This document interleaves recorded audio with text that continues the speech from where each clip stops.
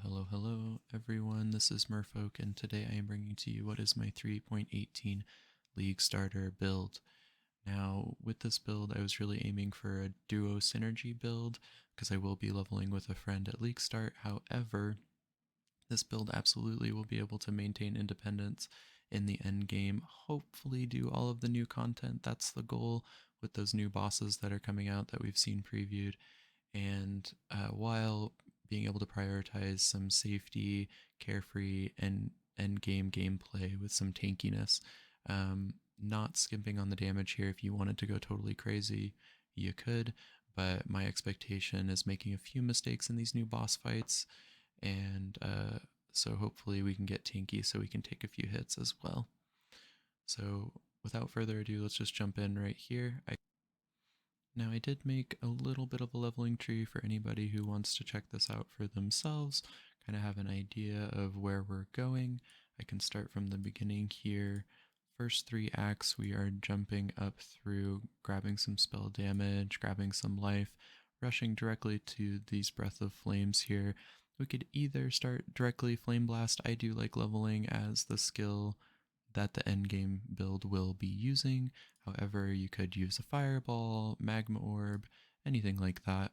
If you are going damage over time starting right away, you can grab this wheel here.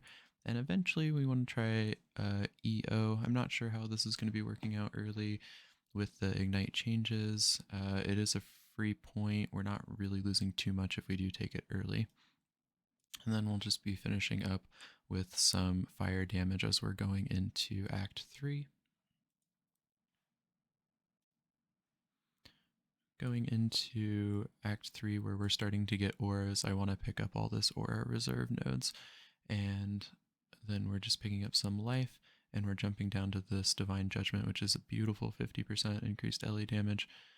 At this point, we have actually gotten almost all of the damage that is going into the build, which you're going to think that I am crazy for doing that. However, you're going to see by the end game, my numbers are totally fine. Kind of depending on our damage here at this point, if we want to respec out of our spell damage nodes here, we can. You can keep these. I'd probably keep them for a little bit longer realistically. Let's go ahead and change that. Keep those there just for a few extra points. But from there, we are traveling down into our tree. We are getting some life. If you are lacking damage, you can run over here and grab Arsonist as a temporary fix, but these 3 points are kind of wasted as far as pathing, but the strength could help with a little bit of a leveling too. Just play as you go, see how it feels. That's what I'm planning on doing. And then I'm ending with rounding up to Juggernaut and across for some basic life. Really, really simple here.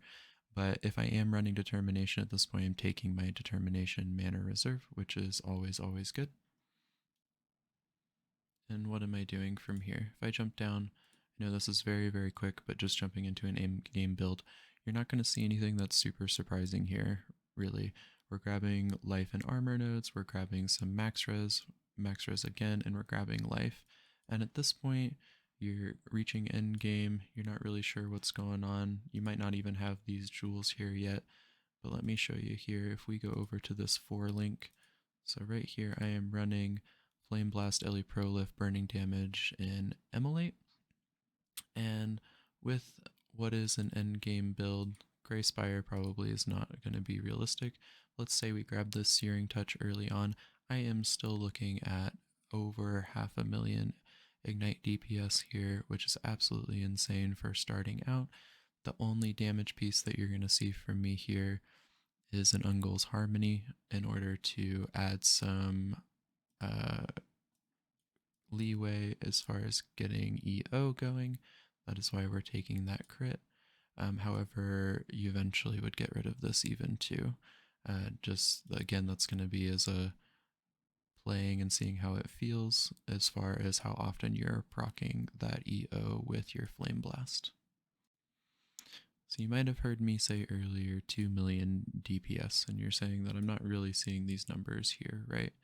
But if I move over to my Grey Spire, this is actually less damage than a Searing Touch in endgame. However, Again, prioritizing some tankiness. I can see here that I'm getting 89, 87, 87 res with just some chaos thrown in there. You could also potentially cap that, but you're talking a little bit more specific gear.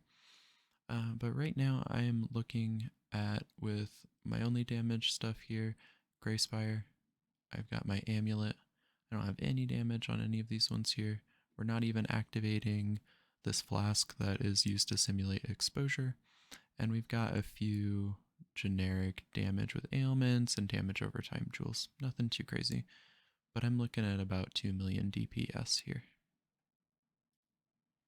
Now, starting with this gear, 2 million DPS, that's going to be enough to be getting you through yellow maps. You're going to be getting through some of those bosses in your red maps. You might not be taking them down too quickly, but they're still going to be falling. And you're going to work yourself up to a 6 link. And that's when the scaling really starts to happen. We're seeing Ignite DPS at 1 million per second.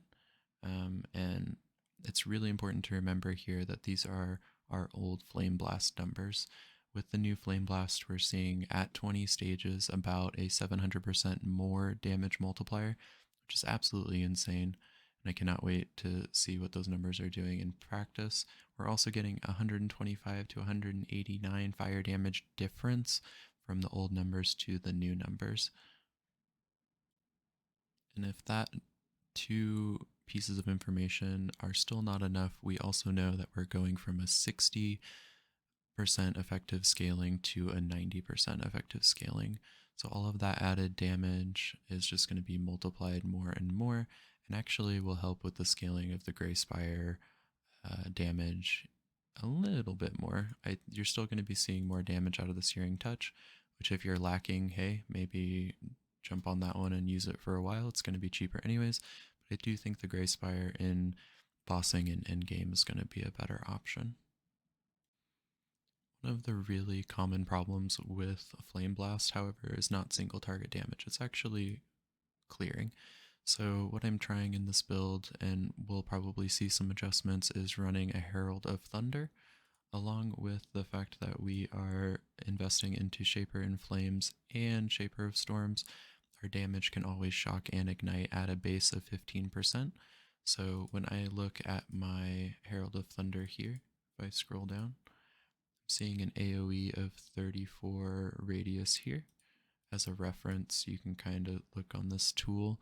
It's a pretty good range when it comes to how far our Herald of Thunder is hitting. And every time, although our lightning damage is not going to be a lot here, as you can see, we're actually going to be shocking and igniting with that.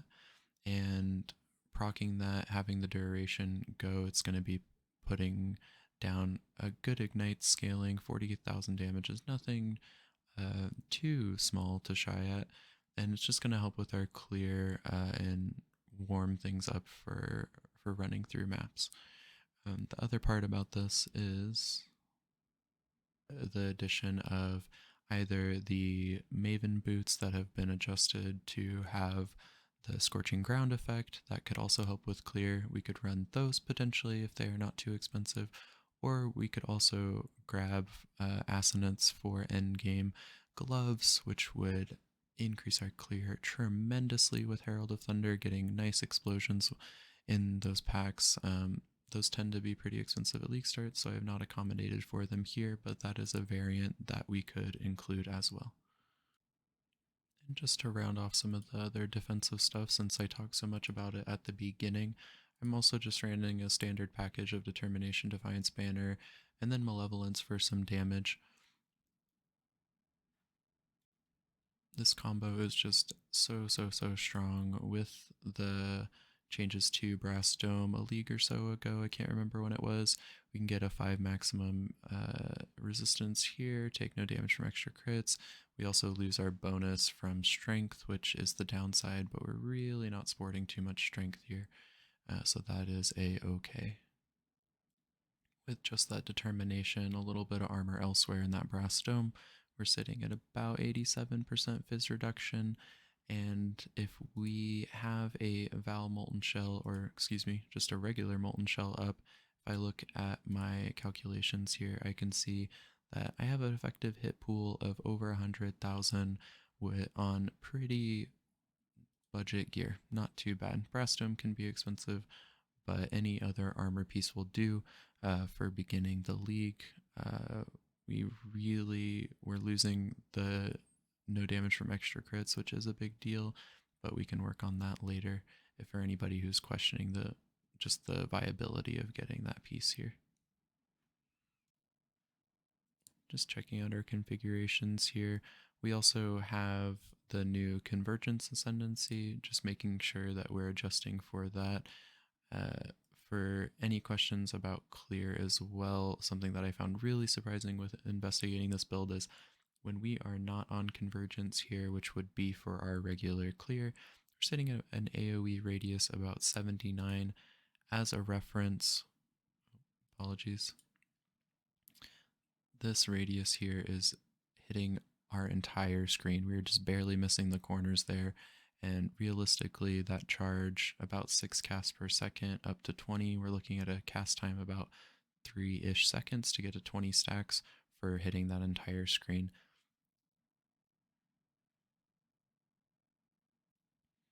Now, a moment ago at the beginning of this video, I mentioned that I would like to ideally level with a duo partner.